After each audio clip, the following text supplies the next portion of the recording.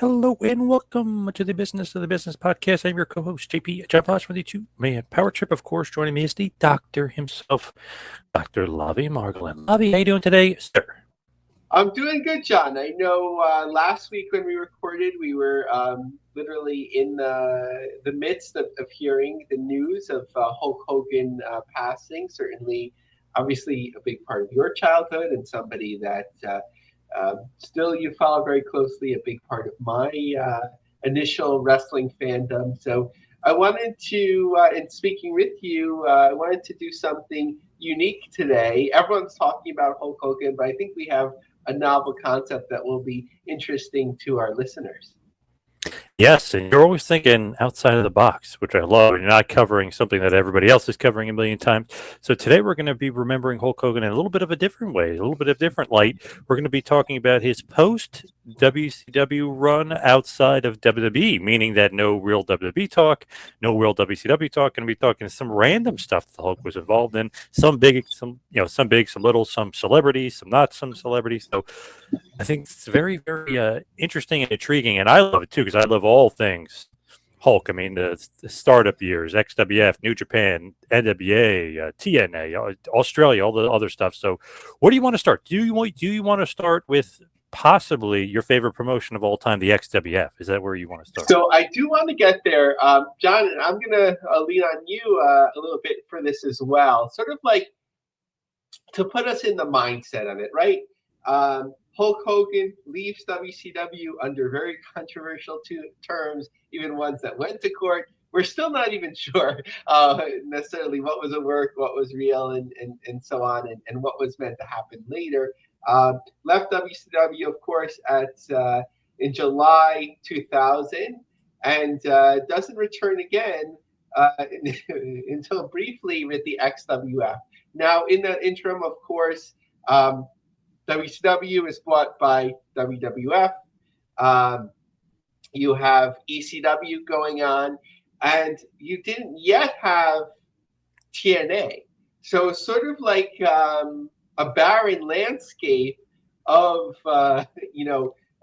big paydays for wrestlers, or even necessarily like finding a forum or a way to get visibility in the United States as a pro wrestler. A very uncertain time, sort of even going into late 2001. Would you say that's the case? What was your remembrance of that time, John? Man, it was like, wow, all of a sudden, WWF, WWE, if you will, is the only game in town. It was just a crazy, crazy time. I remember hearing about the XWF. Obviously, I got the DVD of XWF eventually down the road. But it's one of those things where it's like, man, what the hell's going to happen in wrestling? Is wrestling going to die out? WWF, you figure, okay, you buy all these companies, you're going to get all the fans, ECW fans, WCW fans. It doesn't happen like that. They kind of just fall off the map and you lose it. And, you get sprinkles of them here and there. But if you don't capture the audience with the invasion angle, and they didn't. It was terrible, one of the worst. You're not gonna you're gonna lose big chunk of the audience. So what was going to be the savior? Was it going to be XWF, which was this random show we had missed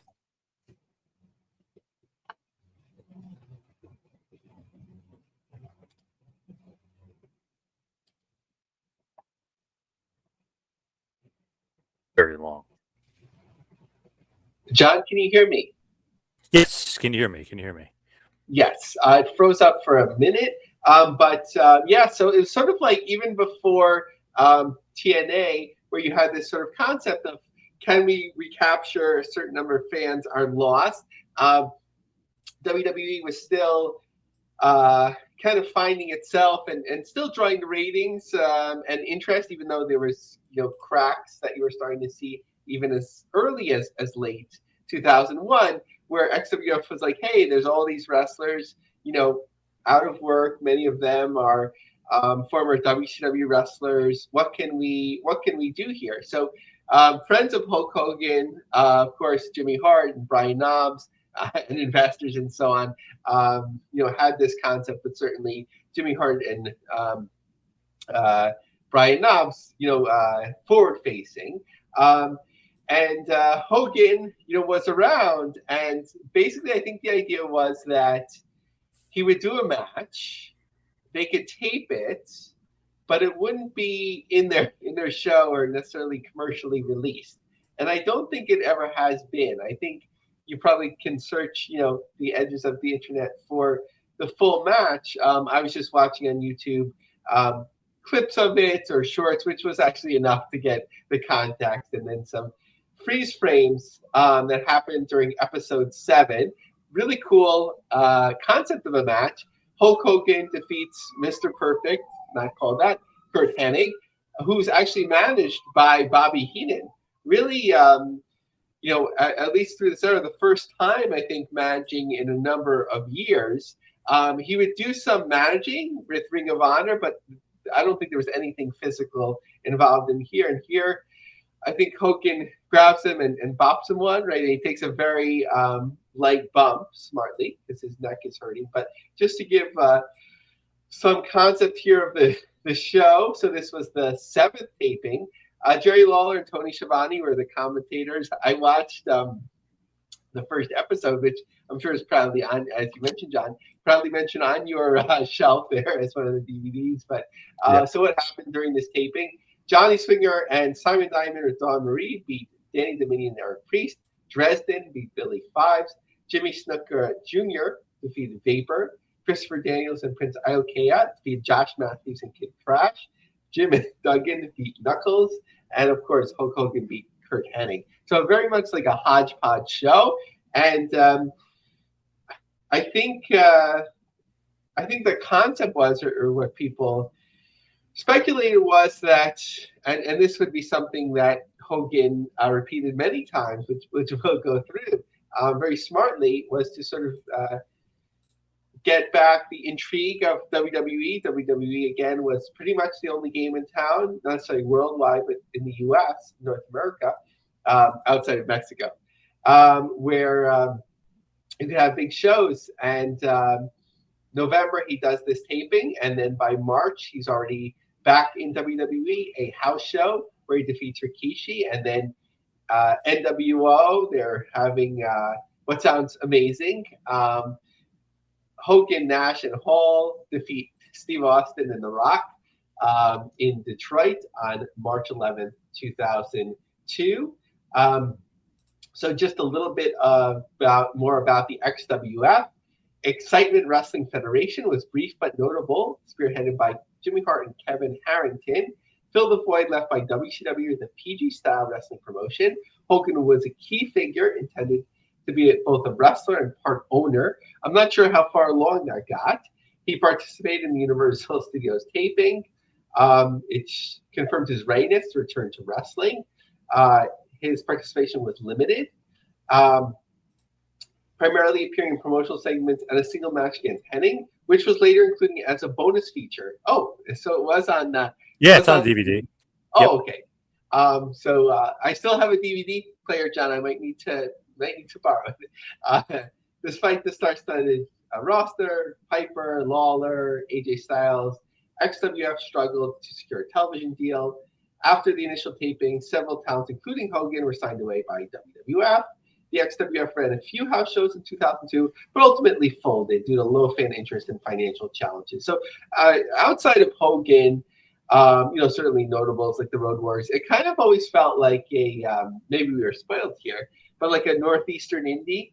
Like, you have like a hodgepodge. Here's some names, Greg Valentine or whatever. Here's some young up-and-comers.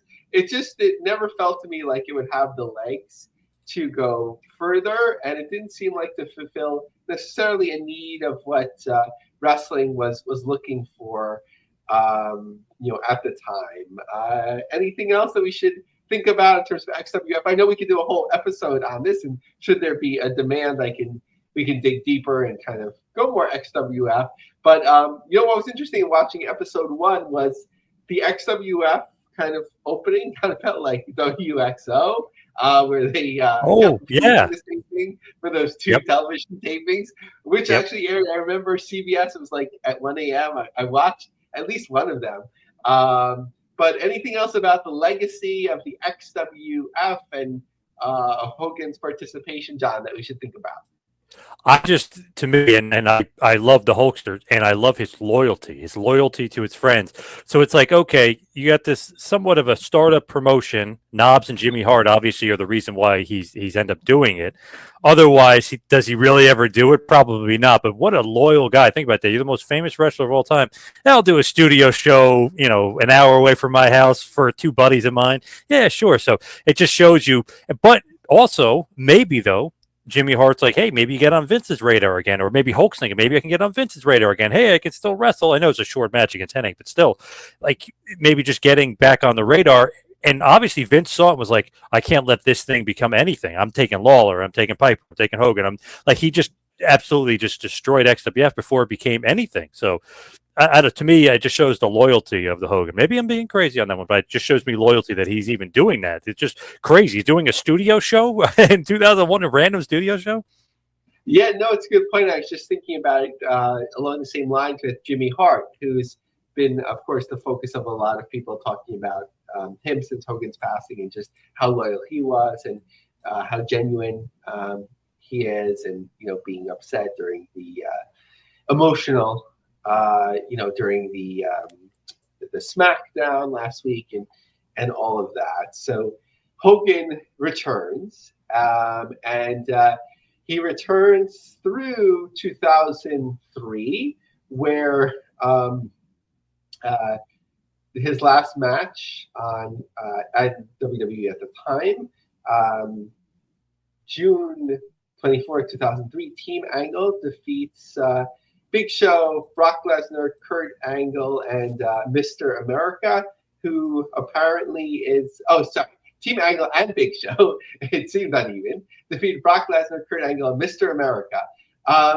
So, John, I wasn't watching much at the time, so I don't have much context for it. Was this the run where he lost to Brock Lesnar and then I guess switched back over and was Mr. America? Why did he leave? Did it seem like things were just like petering out at the time?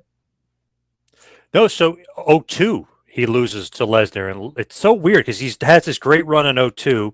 He turns babyface, but then they obviously used him to try to get Lesnar over. Lesnar breaks his ribs, and then Hogan does the book tour. And it's funny, I met him on the book tour during this time, and we're like, why aren't you fighting Lesnar Survivor Series 02, Madison Square Garden? Like, I feel like the fans would love that. Instead, we got Lesnar Big Show. Still, and then obviously Heyman turns on Lesnar and Lesnar turns babyface. So it was kind of lame. Imagine MSG in 02, Lesnar versus Hogan, the rematch from where Lesnar kind of destroyed Hulk and made him pass out and beat the hell out of him. So they basically, and really, which was great of Hulk, he was kind of used to get guys over. After, he loses to Rock, then he beats Triple H for the title, but then he loses to Undertaker, he loses to Kurt Angle, he loses to Lesnar. So he's putting guys over, and then Vince is like pretty much like, okay, your book is out, do the book tour. We're not going to use you until the next year, where he loses to Rock at the Elimination Chamber pay-per-view, and then he beats Vince McMahon at WrestleMania in a great bloody brawl that they had. So then he was kind of being used sporadically a little bit. Then he became Mr. America, which was very tongue in cheek, and they were pretending it wasn't really Hulk Hogan. He beat Roddy Piper, and they were doing all these kind of different things with Mr. America. But it was weird. It was almost like Vince wanted to use him to get guys over, but then sporadically we'd use him to promote WrestleMania, and like he kind of used him in spots where he needed a little bit of a jolt, and then he would job him out and kind of get rid of him. But it was always a weird relationship with him and Vince, is why he was in and out, especially a lot. Because Vince, and I've heard this from several different wrestlers, which is insane to think about, but it's I guess it's true, and I do believe it. He was very jealous of Hogan. What you're thinking, like, oh, he's Vince McMahon. What, like, he wanted, and it's so funny, even his family members, he wanted the credit for the wrestling boom. Why is Hogan getting all the credit? So that feud that they had for WrestleMania 19, a lot of people said it was legit. Like, who really created WWF? Who really created wrestling? Who really pumped it up? And Vince was like, he would get mad and jealous. So him and Hogan always had that back and forth, because no one's at Vince's level, right? Maybe Hogan is. So they always had that back and forth, and there was always some bitterness there between them, and they would always argue about like creative and stuff. But Hogan did business. He jobbed to a million guys in his return in 02 and 03. So just a few months after this last match at Madison Square Garden, Hogan goes to New Japan. An era that we're not covering at this time is, of course, Hogan had that talking about start. So one of the themes I think for today's show is sort of like being sort of like the the startup years, meaning that like he was involved in all these promotions that were trying to get off the ground. Of course, not New Japan at this period, but when New Japan was, early in its formation, he was one of its biggest stars when he would tour there. So he would always go back to New Japan, sort of in between years, and people were always surprised because he could actually work a different style, one that was more athletic style. So here he was just in for one match. He defeated Masahiro Chono at Ultimate Crush 2. So this was October 13th, 2003. It was announced as 47,000. Some places say 45,000. Hard to tell. In terms of looking at the card at the time, the only other gaijin that I see listed was Bob Sapp. So Hogan's appearance at the Tokyo Dome marked his final match in Japan. He faced Chono in a Super Dream match accompanied by Jimmy Hart. Hogan wrestled as a face. He had a more technical style. He used his X Bomber finisher, which was more known in Japan. So that's the New Japan match. The aspect that relates more to Startup Nation and NWA TNA comes more at the press conference. So before we go to the press conference part, John, any more thoughts on the New Japan relationship and this final match? I really enjoyed this match. I remember I got this on VHS tape, if you will, actually probably DVD at that point from High Spots. But I just remember like, wow, this is just like random. I love random matches and stuff and random things, but he was such a big draw in Japan. They always try to kind of get him back and draw a little bit, and then he'd be gone. He really only use him just for one-offs and stuff. But I love that attitude about it. But again, also, was he doing that to kind of say to Vince, like, well, I'll go make money over here if you're not going to use me, and then Vince would bring him back again. So it was kind of like a little bit of a give and take. I always felt like there was like a Vince element to things where he's like, I could be a WWF making money, but okay, New Japan's going to give me a boatload. I'll take this, and then Vince brings him back.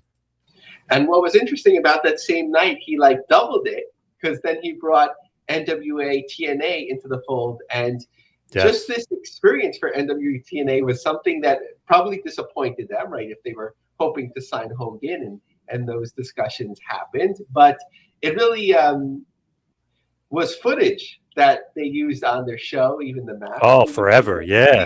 I forgot if it was in the opening or whatever, but Jarrett attacking Hogan was something that, especially pre-2010, that they got so much mileage out of them, and it made them seem even bigger than they were. So what happened? Post-match, Jeff Jarrett, then NWA World Heavyweight Champion, attacked Hogan with a guitar during a press conference, setting up a potential NWA match at TNA's first 3-hour pay-per-view, because Hogan said in the interview that he's never been the NWA champion and he'd like to be. So Jarrett comes into the press conference, combines him. However, due to Hogan's recurring knee and hip issues, the match never materialized, or so they say, in terms of the issues. And he did not join TNA at the time. This appearance was a significant moment as it capitalized on Hogan's star power to boost the event's appeal, though the show itself struggled to capture widespread interest. So just a little bit more. Hulk Hogan came close to signing with NWA TNA following his appearance at Ultimate Crush. This angle was designed to leverage Hogan's star power to boost TNA's visibility. However, despite negotiations and the promotional setup, Hogan did not sign with TNA due to ongoing knee and hip issues. Flirtation with TNA ultimately fizzled out. Hogan did not appear for the promotion at the time. Also, something interesting in watching the press conference over the last day, Jarrett was wearing all white, and Hogan bladed like really all the way across the forehead. But with people getting in between and fighting Chono, I don't know if some timing got messed up because Jarrett did not get any blood on his clothing. That was awesome. Like just like the thought of it, and it was like, wow, this is going to be awesome. This is going to be so big, and this is going to be cool. Awesome for like the footage, but it's crazy the match never happened. And Hogan, basically he gets his ass beat. Jarrett destroyed him, made him bloody. So it was one of those things where obviously Hogan wanted to do business, but it just didn't work out injury wise. Yeah, and what do you think, John? Like, it was an interesting time because TNA had stabilized to some NWA TNA had stabilized to some degree. at that point, but they were still like, so tight on money and multiple tapings and all of that I don't know what they could have offered Hogan, to make it worth his while. Maybe like for one match or whatever, you'd have to give him like a percentage of the company and whatever it may be. Like, so being a longtime Hogan historian, do you think that this had any shot if WWE didn't have any interest? And like, what do you think it would have done to NWA TNA at the time? Man, this could have been something where maybe they were going to give him a significant portion in hoping that this would land them a TV deal. You put Hogan attached to it.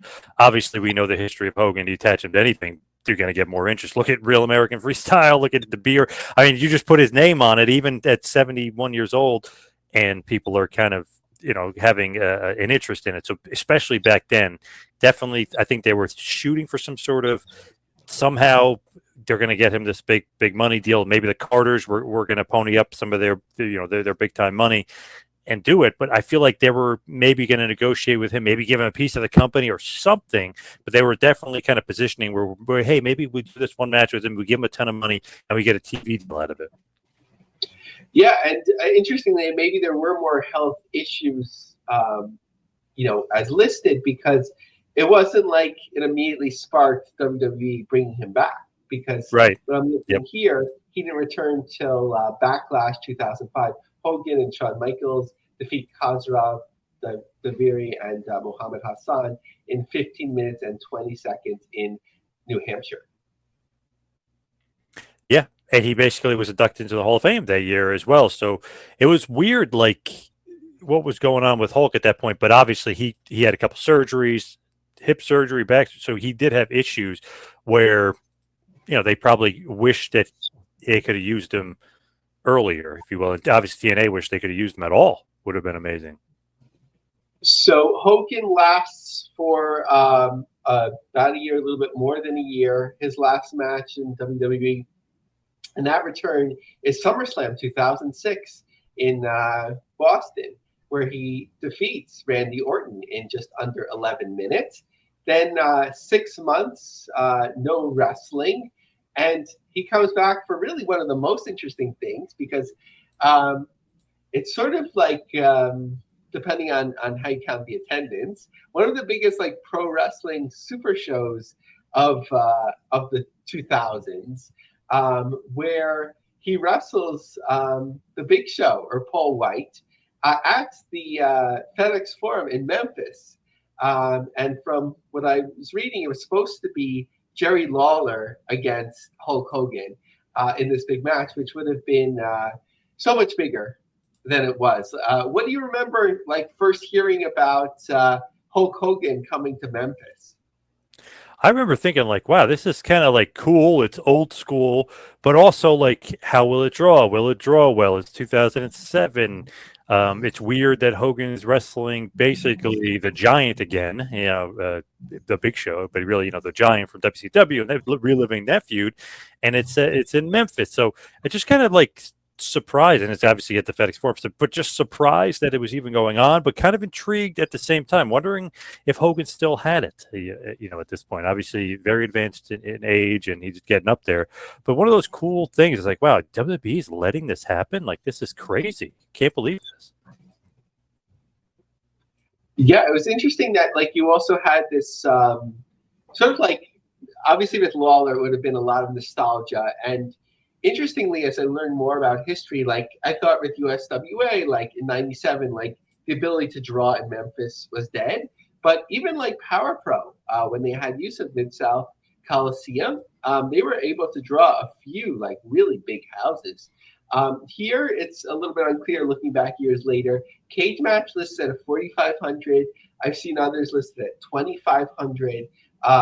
The video that's on YouTube, which is clips of the match, most of which was Paul White bear hugging Hulk Hogan. And what was cool was that I don't know if they were the cameras that were used like when you run Mid-South or whatever, but like it had that like grainy feel to it. It had that old school feel to it, which I thought actually worked better. So just to get a sense of the card that took place on April 27th, 2007. Moondog Cujo beat the Barbarian. Greg Valentine beat Mr. Hughes. Jazz, in a triple threat, defeated Christine Ricci and Miss Passion.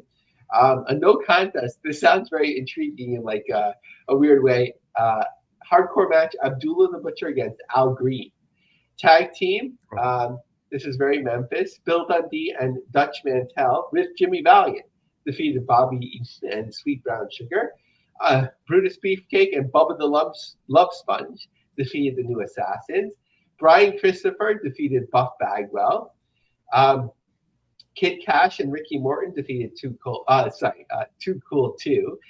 You know my affinity for Too Cold Scorpio. But Too Cool 2, Flex and Grind, which was a title change.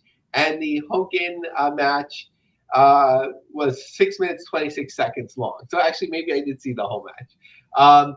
Just a little bit of a summary. Hogan headlined the PMG. PMG was like something with like financial sponsorship. Clash of Legends, a professional wrestling pay-per-view. I don't remember it being a pay-per-view. Promoted by Memphis Wrestling Corey Macklin on April 27th at the FedEx Forum. Initially, Hogan was scheduled to face Jerry Lawler in a Clash of Legends. However, for months on Memphis Wrestling prime time. However, WWE barred Lawler from competing due to a contractual conflict involving NBC Universal, appearing on VH1, which aired Hogan's reality show Hogan Knows Best. This led to a lawsuit by Macklin. As a result, Paul White replaced Lawler. Hogan defeated White in the main event, executing a body slam followed by a signature running leg drop to secure the pin. The event drew 2,200, generating $104,500 as listed by The Observer as a significant independent wrestling undertaking aimed at a non-Hispanic audience.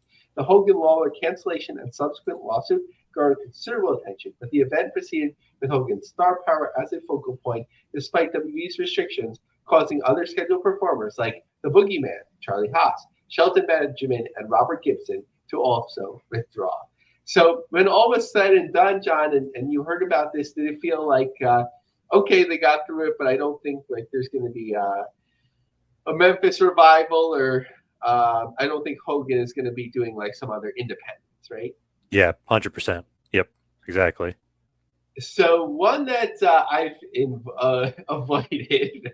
I did not watch any clips, John. I give you credit if you do, if you were a fan or did watch the show. Celebrity Championship Wrestling. The man's done nothing wrong that I'm aware of or whatever. I just don't like Danny Bonaducci. He bothers me. Just doesn't come on TV.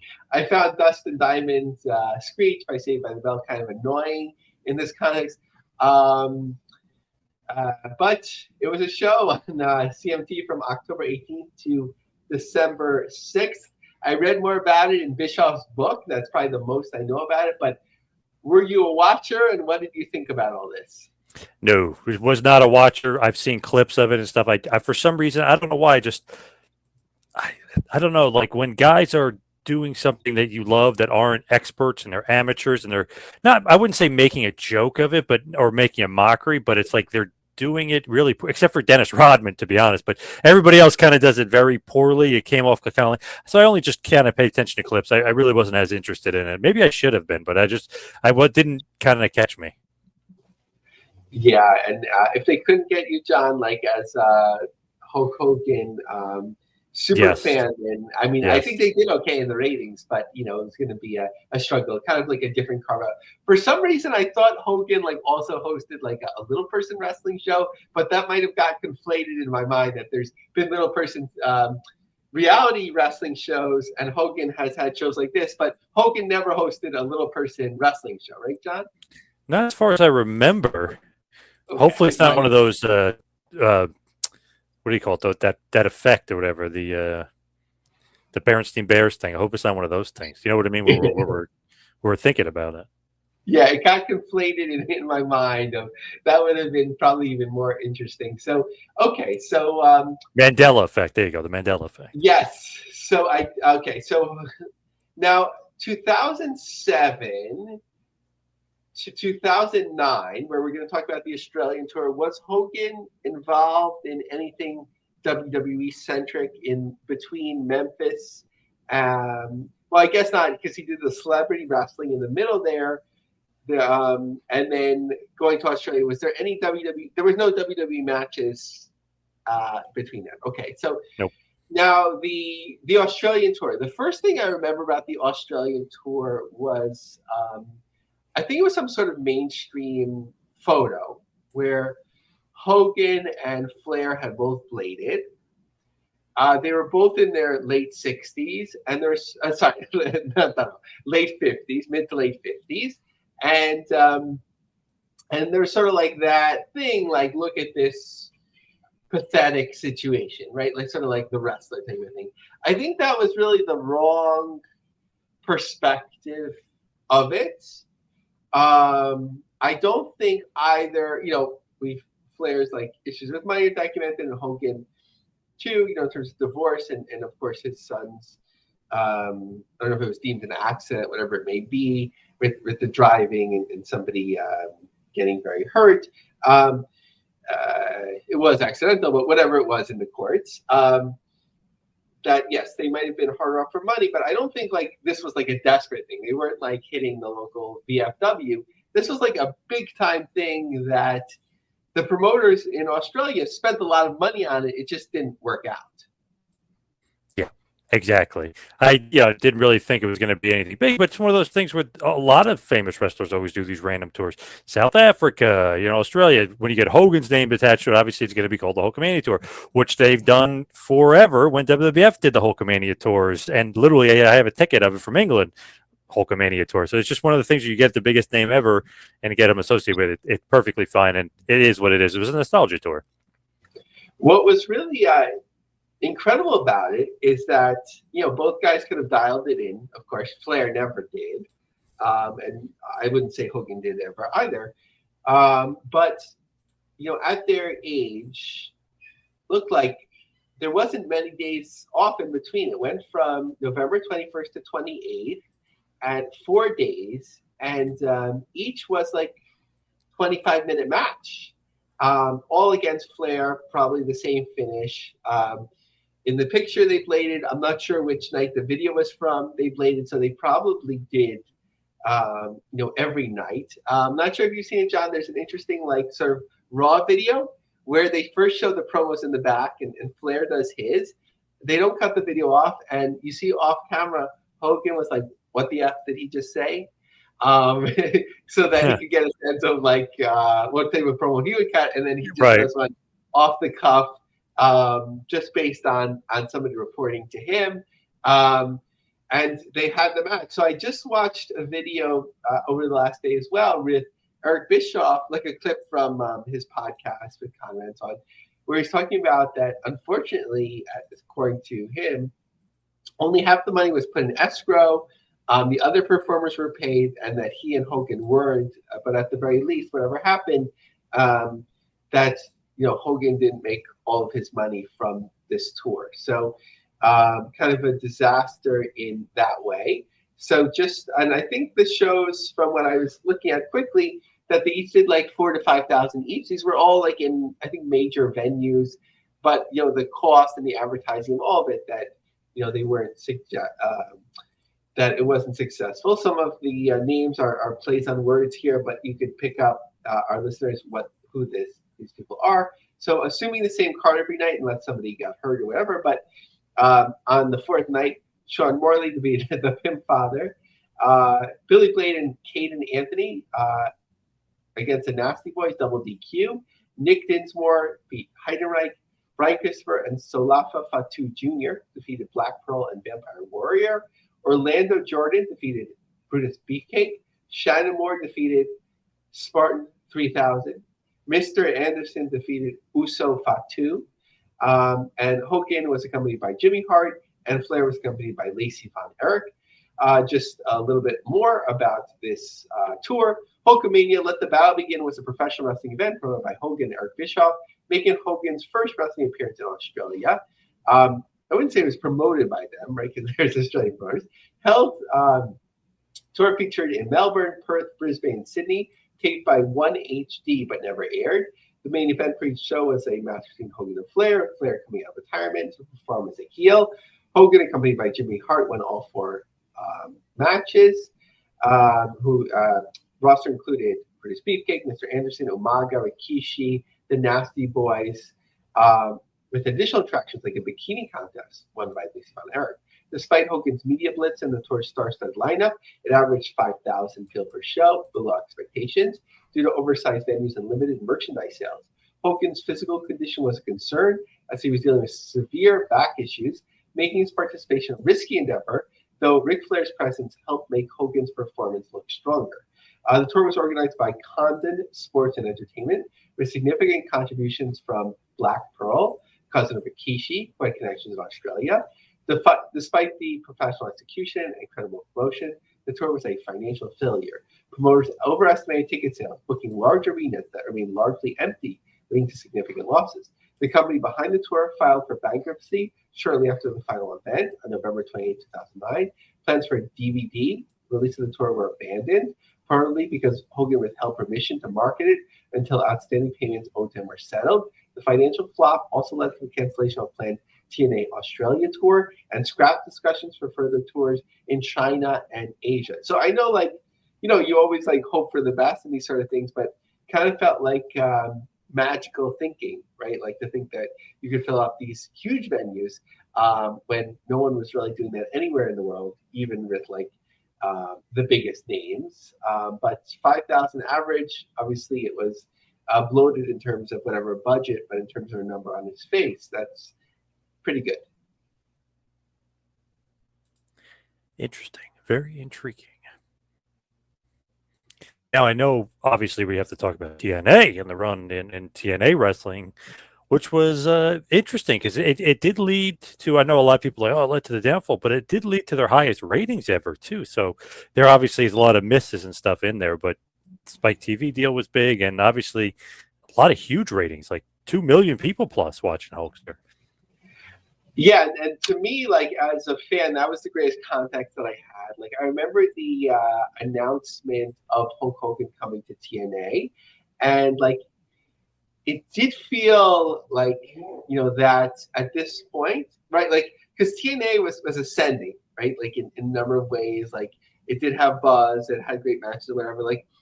Without knowing that, and it should have been obvious, but without knowing that there'd be this turnover in administration and all these issues, that putting Hogan on top of a mix that was working already, could be really something, but it didn't turn out that way. When you first heard Hogan was coming to TNA, what were your expectations for it? It's weird because WWF at this point was awful. And almost I wouldn't say unwatchable, but it was terrible. John Cena's awful. It's just really, boring stuff. So it's kind of relying on TNA to maybe kind of have some saving grace here and the nostalgia of Hogan. But some obviously there was some good, there was some bad too. There was no doubt about that. But I was kind of hoping that it was going to be bigger and better and kind of maybe save wrestling for me at that point. Yeah, so that Monday night, the one that they went head to head with WWE, was it was really enjoyable. It was mostly a great 3 hours, but at the end of the night, it felt okay, you hot-shotted everything. Yes, you brought everybody out. It was cool nostalgia, even Nasty Boys or whatever. But what are you going to do next time? In my mind, they ran again Monday night, but in reading about it later, they didn't, right? There was a break or whatever. And then when they finally did go head to head, the second or third week of that, it was Eric Bischoff playing the guitar in the ring. And it's sort of you gave up. And the ratings were 0.6 or whatever it may be. But that one night was really cool. So reading the match results doesn't necessarily give the context of it, because a lot of it was just Hogan, Sting, Flair, RVD, all that, Bischoff, all that sort of stuff. But a bad omen, John, I don't know if you remember that weird Steel Asylum cage match where it was just, I felt so bad for him. Homicide trying to get up there. Yeah, that was hard. The concept is so bad. Yes. And it felt forever, but it was only a 4-minute, 30-second match. But I think that really, I mean, obviously he had the LAX, I think, later, right? So he came back and all that sort of stuff from that. But that really had to have been a terrible thing to experience. So That was a no contest.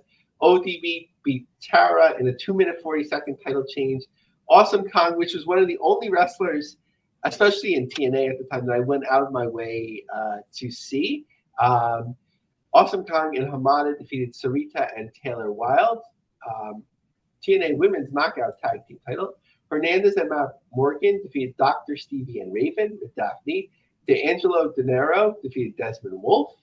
Samoa Joe defeated Abyss in 4 minutes 50 seconds. And AJ Styles defeated Kurt Angle, 22 minutes 5 seconds. Obviously, that sounds great. So Hulk Hogan signed with TNA Nonstop Action on October 27, 2009, partnering with Eric Bischoff and TNA president Dixie Carter to elevate the company. He debuted on January 4, 2010 during a live 3-hour special. Hogan and Bischoff promised to flip the company upside down, but their tenure was marked by controversial changes, including moving Impact to Mondays, abandoning the six-sided ring, bringing in Nasty Boy Scott Hall and Sean Waltman, which alienated fans and failed to boost ratings. Online, there was like a breakdown in terms of different eras. I'm not like so familiar with the eras. I just couldn't take that crap to begin with. But it helps us to know like when the Hogan matches took place. 2010, Dixie Carter's business partner and Immortal formation. So Hogan. So yeah, from what I understand with Dixie Carter and so on, the idea was that Hogan would be available to wrestle a lot more than he did. And at the end of things, there was just 5 matches that he was involved in, 2 in 2010, 1 in 2011, and 2 in 2012. So during this era, there's a 2-minute, 21-second no contest between Abyss and Hulk Hogan against AJ Styles and Ric Flair on March 8th, 2010. Do you have any context for that match, John? I just oddly remember kind of like, it's weird. Like I was kind of, it maybe shouldn't have, but it was enjoyable to me for some reason. I kind of liked it. Just the odd booking, though, like the way they did it, though. Just kind of just like they'd have the match and they come back later and do it again. Just odd booking. Yes, and thank you, John. I neglected to mention that in the same night, so people got more out of Hogan, more time. Abyss and Hogan did defeat AJ Styles and Ric Flair in 7 minutes and 55 seconds. Now, was this the type of thing where like Hogan would start out the match and then just be out of it for most of it, or like kind of get tagged in at the end, or was it a nearly like equal exchange with Abyss? Honestly, I haven't seen it in a while. I watched it obviously live when it happened, and maybe once again after that. I don't really remember him being like, I know obviously a huge part of the match, but I think if I remember correctly, Biss kind of handled most of it. Yeah, that makes sense. So 2011, they titled Power Struggles and Return to Face. So attendance 3,585 at the Licoris Center in Philadelphia. TNA Bound for Glory 2011. This was, of course, Sting defeats Hulk Hogan with Ric Flair at 9 minutes 43 seconds. I watched this on YouTube about a year and a half ago, and enjoyable match, and I think the most you could expect at that time. Yeah, definitely. I mean, what can you expect? And obviously, they're going for a big TV rating, having Hogan wrestle on the show. So the matches for the night, to provide some context: Austin Aries defeated Brian Kendrick, Rob Van Dam defeated Jerry Lynn, Crimson defeated Matt Morgan and Samoa Joe, Mr. Anderson defeated Bully Ray, Velvet Sky defeated Winter, Madison Rayne, and Mickey James. In an I Quit match, AJ Styles defeated Christopher Daniels, and finally Kurt Angle defeated Bobby Roode. So the Hogan era was coming to an end in 2012 as an active, well, semi-active performer, where he was actually in Nottinghamshire, and Manchester in the UK. TNA Maximum Impact Tour 2012. I was just watching Hogan in the long pants, sort of trying to get a rise out of the crowd as he exited the ring for the final time on January 27, 2012, having wrestled the day before. Hogan, James Storm, and Sting defeated Bobby Roode, Bully Ray, and Kurt Angle. And I saw on YouTube both matches were, I think, fully uploaded. John, what did you think about this at the time, and did you have a chance to watch those matches? At the time, nothing crazy, nothing to write home about necessarily, but I actually really liked Hogan Sting Bound for Glory. I thought it was really good, maybe better than most of their WCW matches, which is crazy to say, but it was bloody, it was crazy, the crowd was nuts. I feel like it was like one last big Hogan great match, one bad big moment for Hulk. Maybe for others, maybe nothing to write home about, but for me, for Hogan fans, we loved it because it was almost like a little bit of shot of the old Hogan there. He looked like a little bit more spry. He looked like he could go a little bit. He actually looked better than maybe the Randy Orton match from 5 years earlier. He looked great in that Sting match. It's crazy that was one of their better matches than most of the WCW matches, which were 15 years earlier, 10, 12, 14 years earlier. So that's pretty crazy to say.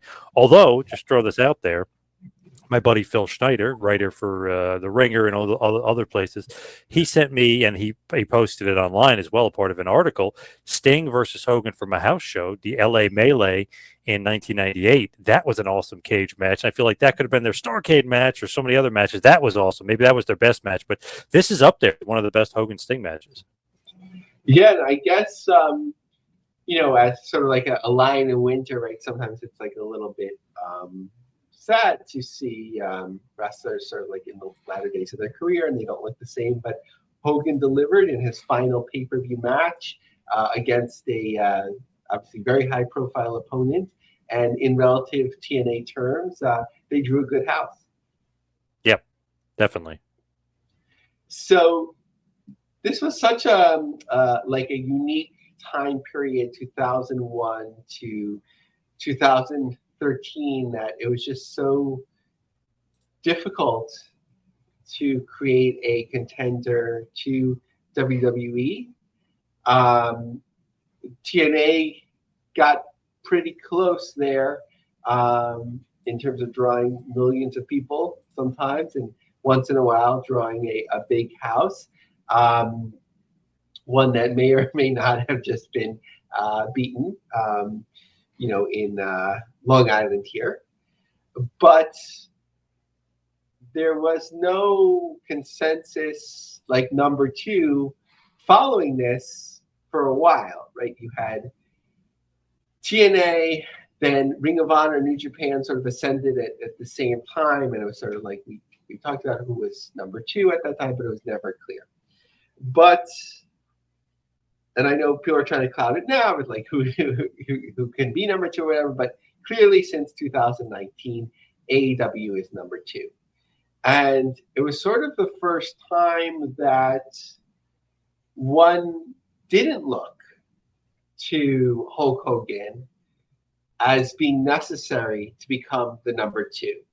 Now, I'd assume that Tony Khan was a Hulkamaniac, as how can you not be? But following, all the Hogan controversy, from racist remarks on tape to sex tape to whatever, that Khan, I don't know if he had banned, this is just over extra, banned just Linda Hogan, or Hulk Hogan as well, but like he was basically hands off from that. Do you think that if there was not as much controversy, or even if there was controversy, more of a need, that Tony Khan would have embraced Hulk Hogan more? Oh, yeah, for sure. I mean, it's just kind of common sense. And just for the history of wrestling, I think that's just like not always a slam dunk necessarily, but one of those like easy things where it's like, well, let's just get Hogan's name attached to it. We could use the jolt. So, John, as as a Hogan biographer, I want to give the final words on this topic to you. In terms of the business of wrestling and the story of Hulk Hogan, what did these startup years of 2001 to 2013 mean, A, to Hulk Hogan, and B, to the pro wrestling business at the time and where we are today? To be honest, it's one of those things where it's not necessarily like big news or anything. Obviously, the big news of Hogan was the two boom periods, the 80s and the 90s. He created with Hogan and Hulkamania, and he created again with the NWO. Here in this era is one of those things where they're using him and his name for a jolt, and it's like a nostalgia thing, or just to pop a rating, or just to, hey, we need money to put him in the Hall of Fame. Let's pop WrestleMania. Let's pop tickets for the Hall of Fame. Let's bring him in for SummerSlam 2005 for Michaels. We need a jolt. We're dying here. It's not doing well at all. We'll bring in Hogan for a jolt. Sell a bunch of merch. Again, let's do a tour in Australia. Let's try to get a jolt going if we can here. Let's do a jolt in Memphis. TNA needs a jolt. Let's use Hogan. It's one of the things where it's almost like synonymous with wrestling. It worked in WCW. It worked in WWF. Worked, obviously again with the NWO. It's just one of those things where it worked again in 2002. Gave them a bit of a jolt, not only bringing back the NWO, but Hogan versus Rock, and everyone talks about that as one of the greatest matches of all time. So he's always kind of been used as a jolt now for businesses, whether it be Real American Freestyle, Real American Beer, his beach shop, the Hogan's Hangout. He's always kind of using that name and his cultural status. And he's the Babe Ruth of wrestling, but he's also a part of the lexicon. He's mainstream. So people always kind of associate him and kind of use him because he's bigger than the business and more popular than the business. So using him as kind of a lightning rod for what they were trying to do. So New Japan, it helped a bit. Obviously, TNA helped a bit to a certain point. Then it kind of fizzled out. But it was always something that they were using the Hulkamania name and the Hulkamania brand and the Hogan and the mustache and everything else to try to enhance their business because, hey, he's one of the most famous people of all time. And we were saying that now. It's like, thought Ozzy Osbourne was famous. Man, he is like 100 times more famous than Ozzy Osbourne, as proved by all the coverage of everything. So just absolutely what we're trying to kind of use him and his name and his likeness. And obviously, he goes along for the ride. It's a business, brother. It's a shoot, brother. So he's just one of those guys that will go down in infamy, good or bad, whatever you want to say, right or wrong. He's Babe Ruth. He's Michael Jordan. He's Gretzky. He's Frank Sinatra. He's one of the most famous people of all time, and you're going to use that to your advantage, whether you're Hogan or a business partner of Hogan or a wrestling company or startup that wants to have an influx of money and attention and everything else. You kind of go hand in hand and create a business and really a venture with the Hulkster. Well said, John. I think a special episode, not one that we want to have had to do anytime soon, but I think really brings unique perspective on not only a time period, but within that time period, those little niches that people often skip over and forget. Yeah, I love it. I thought this was a great idea because nobody really talks about XWF or New Japan Hogan or Hogan randomly in TNA or hitting over the head with the guitar from Jarrett or the Memphis match against Paul White and obviously the TNA run and maybe people are talking about aces and eights, but in like maybe more of a joking manner. So it's just an interesting kind of time period and to go back and look at it, reflect it, because as a Hulkamaniac and trying to live through the nostalgia, it's like, man, I'm going to give Hogan one more chance for one more run because I want to feel what I felt when I was a kid and want to feel again what I felt when I was growing up in high school for the NWO. So it's like you kind of keep giving them the chances and the opportunity to kind of relive that moment again and feel what you felt and feel the power of Hulkamania, if you will. Yeah, makes sense. So, Lavie, let's hit the plugs and head towards the finish here. You could follow me on Twitter and Instagram at 2Man Power Trip. How about you? Follow me on X at LavieMarg, LavieMarg. Join our LinkedIn group, The Business of the Business, on LinkedIn, and check out my long-form articles on linecubjobsearch.com. Please rate, review, and share this podcast. Let's get the word out. All right. Thank you to Lavie, and thank you everybody out there for listening. See you right back here next week for a little business of the business. R.I.P. Hulkster.